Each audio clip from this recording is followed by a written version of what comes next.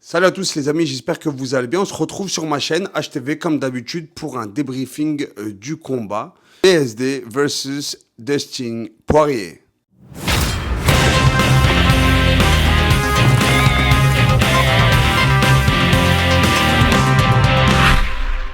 On va faire un petit récap de mon podcast sur After Fight. Mais sur le papier, Saint-Denis, il n'a aucune chance.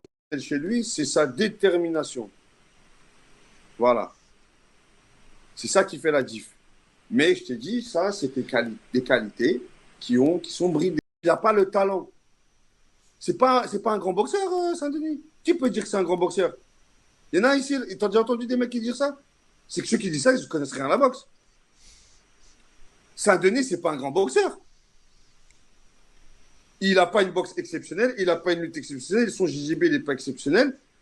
Il n'a pas un cardio exceptionnel. Ce qui est exceptionnel chez lui, c'est sa détermination. Voilà. Il va faire le taf, mais il est trop brut de pomme pour boxer contre Poirier, frérot. C'est trop un briscard. Il peut pas. En fait, c'est deux univers. Il peut pas. Il va lui faire une marche avant, il va lui faire la guerre et tout. Mais Poirier, frérot, tu lui fais la guerre, c'est ce qu'il veut. Il va rigoler avec toi. Il va s'amuser avec toi. Après, justement, on sait qu'il fait la guerre, mais il sait aussi être réfléchi et... Là où j'ai été lynché, laminé, traîné sur la place publique comme un malpropre, quelqu'un qui ne connaissait rien à la boxe, qui n'avait aucune analyse biaisée de ce qu'était le MMA en France actuellement. Voilà, vous avez sur l'écran tous les commentaires de haine que j'ai pu recevoir. Je vous dis, j'ai été, mais franchement, surpris de voir toute cette haine à mon égard. La vérité, j'en ai rien à foutre, mais bon, ça m'a fait plaisir. La vérité, j'ai kiffé. Pourquoi? Parce que, en fait, faire partie de la masse, c'est suivre la conjecture et devenir un égaré. Parce que, en vérité, je garde ma liberté de penser, ma liberté d'expression, ce qui fait de moi un homme libre et non pas un petit mouton. Voilà, moi je vous dis la vérité, je dis ce que je pense. Et puis, je vous ai pourtant donné une analyse complète, une analyse avec des arguments solides. Et ce qui est bizarre, c'est que on a pu retrouver un combat comme je l'avais prédit, mais vraiment à la lettre. Ça a été une dinguerie. Benoît Saint-Denis, si je regarde un petit peu sa prépa physique, son game plan, ça va être la force comme il fait d'habitude. Marche avant, la bagarre. Il n'est pas si débile en vérité. Je crois qu'on a visé juste.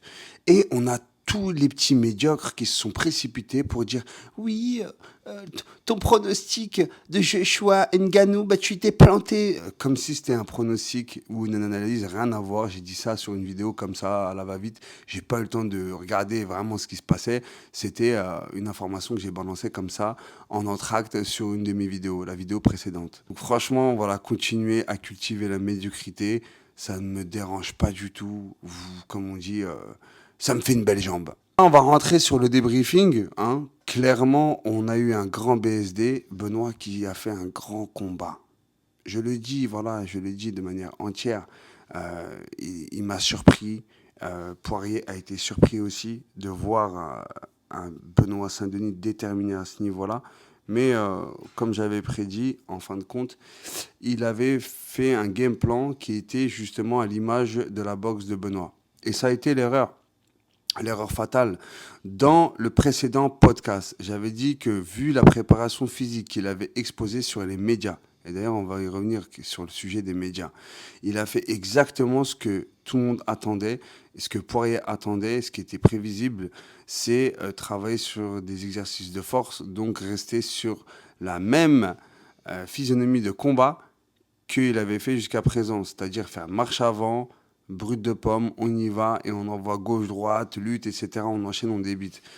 Et il a fait ce que j'avais prédit, c'est-à-dire qu'il craignait le 5 rounds, donc il a voulu clôturer ce combat sur maxi 2 rounds. Erreur à pas faire parce que faut savoir que Poirier il a affronté les plus grands et je vous rappelle un petit passage de son passif sportif quand il a affronté Khabib et même face à lui, bon, il a quand même perdu par soumission. Cependant, Khabib avait quand même galéré pour le soumettre et il faut savoir que Khabib, c'est quand même le GOAT. C'est quand même le meilleur de sa catégorie et voire un des meilleurs combattants que l'UFC n'ait jamais connu. Et malgré ça, Poirier a toujours gardé son calme face aux attaques répétées en lutte, en jiu-jitsu de celui-ci. Donc vous pensez bien que il n'allait pas se chier dessus face à Benoît, même si je ne veux pas minimiser son talent de lutteur. Cependant, c'est pas Khabib Benoît. Il faut quand même arrêter de surgonfler les gens. Et c'est pour ça que je dis qu'il y a un lien direct avec les médias, les réseaux sociaux et aussi le fait de gonfler le melon de quelqu'un. C'est une très mauvaise chose. Ça fait un cocktail explosif, un cocktail où Benoît a fait une erreur cruciale, c'est de ne pas écouter son coin et spécialement son coach Daniel Voirin, hein, qui celui-ci, on a pu voir lors du combat, qui lui disait arrête d'avancer, arrête d'envoyer, va pas à la bagarre. Alors prends ton temps sur les positions, ok? Rentre pas à la bagarre comme ça, tu prends ton temps tranquillement. Travaille tes kicks comme tu as fait à distance, tu le mets au sol, force pas. Il savait très bien que Poirier, c'est tout ce qu'il voulait et qu'il allait le cueillir. Et la preuve en est, il l'a cueilli comme une cerise. Superbe crochet du droit qui met fin. La vérité, ça m'a fait mal au cœur de voir ça parce qu'il ne méritait pas un chaos aussi fulgurant. Il faut savoir qu'il lui a éteint la lumière. Il faut le dire clairement. Il faut appeler un chat un chat. Il lui a éteint le compteur. Derrière ça, on a une communication franchement à vomir en parlant de staphylocoque, pas staphylocoque. Je vous pose la question, qu'est-ce qu'il aurait pu faire de plus avec ou sans staphylocoque? Je dis peut-être pas, peut-être que c'est vrai. Mais quand bien même, même si c'était vrai, je vous dis la vérité, il était en pleine possession de ses moyens parce que sur le volume de combat, il n'y avait rien de plus à faire. Il ne pouvait pas faire quelque chose de meilleur ou de plus rapide ou de plus fort ou mettre plus d'intensité dans ce qu'il a donné lors du fight. Il était au max, d'accord? Il n'aurait rien pu proposer de meilleur. Et staphylocoque ou pas staphylocoque, quand Poirier te met un crochet comme ça vissé dans le menton, tu peux être même sous OPO ou testostérone, tu descends, tu tombes et tu dors. Faut dire la vérité. Donc arrêtez encore une fois de cultiver la médiocrité quand ça vous arrange, de dire ouais, staphylocoque, c'est pour ça qu'il était pas bien. Pourtant, Daniel Voirin, il disait qu'il avait passé les examens médicaux avec brio, qu'il était en pleine forme. On l'a vu qu'il était déter, on l'a pas vu blanc, pâle ou quoi. Non, faut arrêter de mitonner, faut arrêter de bluffer, de se cacher derrière des excuses. Nous, les Français, on aime toujours trouver des excuses à nos échecs et ça commence à bien faire. Validé, check médical validé, donc médical validé. Ce qui était le plus important pour moi, afin d'éviter de choper des staphylocoques.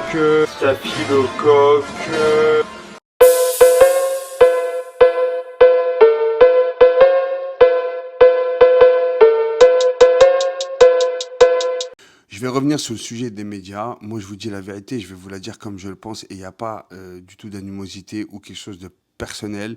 Je pense que Benoît Saint-Denis doit changer de manager totalement, hein. À secouer le poirier et j'espère qu'il va nous faire tomber des poires. Pourquoi? Guillaume Pelletier, il faut le dégager tout simplement parce que, comme il a dit Poirier, hein, on peut voir son témoignage juste là sur l'écran.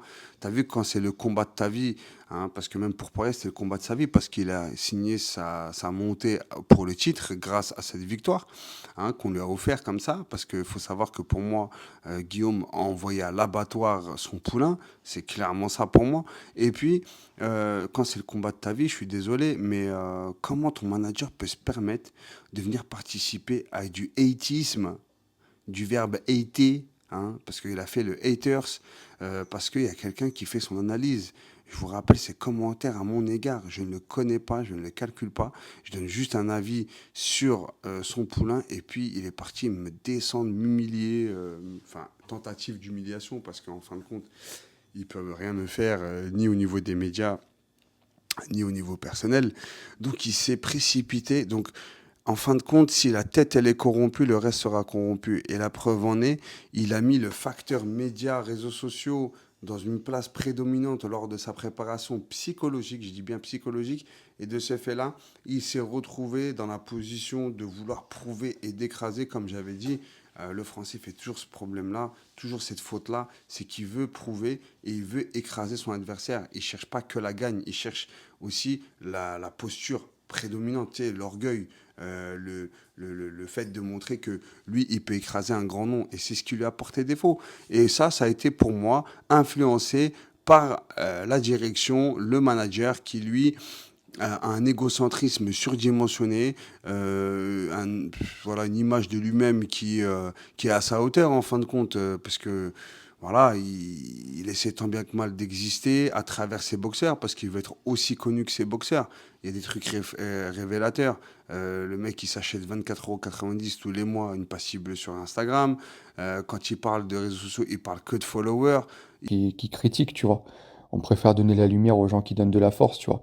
Mais t'as vu la condescendance, l'arrogance avec laquelle tu parles mal des combattants français, c'est pas bien, tu vois. Nous, on s'entraîne dur, tu vois. On essaie de progresser tous les jours, on donne le maximum. Et comment tu chies sur tout le monde, la vérité, c'est pas bien, tu vois. C'est vraiment pas bien. C'est un gros manque de respect pour tout le monde, tu vois. Et ça, je voulais quand même me manifester pour que tu le saches, quoi, tu vois. Tu devrais te concentrer un petit peu plus sur le fait de travailler toi de ton côté, de développer ton business toi de ton côté, plutôt que d'acheter des followers, tu vois. Je trouve que, tu vois, c'est un peu rigolo, tu vois, de prendre ce genre de remarques de la part d'un mec qui s'achète des followers et qui a besoin d'attention sur les réseaux, quoi, tu vois. Mais au moins c'est fait et voilà, ça servira d'exemple pour les autres, quoi. Allez, bonne continuation. Il parle de maintenant on peut chier sur la sueur. Avant, il nous prenait pour des petits. En fait, le mec, il a un complexe d'infériorité, clairement. Parce que tu sais, j'ai parlé il y a pas longtemps avec Guillaume de la Sueur, parce que moi je les ai bloqués de Insta, je les ai bloqués de WhatsApp, et dis-toi, il est passé par un numéro que je ne connaissais pas pour m'appeler. Voilà, il voulait parler avec moi. Et en fait, j'ai expliqué très gentiment, moi je suis pas du genre à insulter. On annule tout, on annule le Kingdom et on fait directement en PFM. Ah, les podcasts, c'est vraiment cool en tout cas. Le format, il est excellent. Et moi, je suis choqué de la communauté que tu as. Ouais. C'est vrai que t'as ça. Ah non, Cette année que ça a bien pris. Ouais. eh, les gars, ce que vous avez fait, c'est choquant. Ouais. Et je suis content que ça existe, parce que grâce à ça, maintenant, nous, on peut faire ce qu'ils nous ont fait pendant longtemps, c'est-à-dire on peut chier sur la sueur.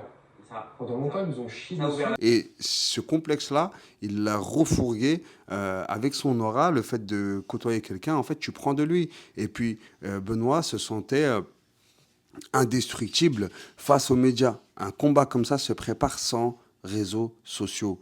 En tout cas, ils auraient dû faire des réseaux sociaux, certes, pour promouvoir ce combat, mais ne pas, pour pas que ça touche le boxeur, tu vois. Moi, j'aurais été Benoît, pas de téléphone.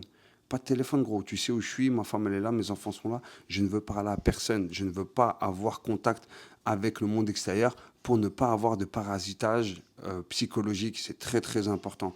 J'en parle à chaque fois dans mes vidéos. La psychologie a une place prédominante dans un combat. Et pour moi, ça c'est, voilà, l'argument clair, c'est parce que, je vous le remets sur l'écran. Alors prends ton temps sur les Ne positions. fais pas ça, ne Ok? fais pas ci.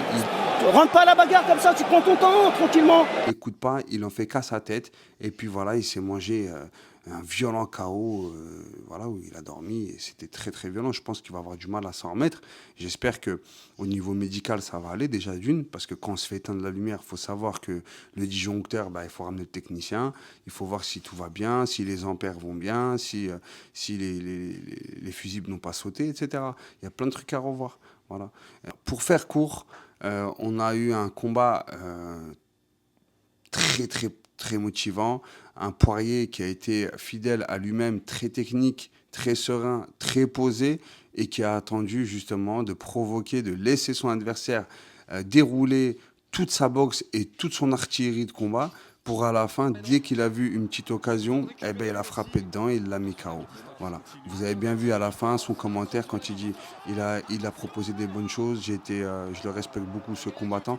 En fait, il parle de lui comme son petit, tu vois. Il parle de lui comme son petit, il dit ouais, c'est normal, il débute, etc. Il a des choses à revoir. C'est comme un maître qui parle à son fils, tu vois, un petit ou un élève de sa classe.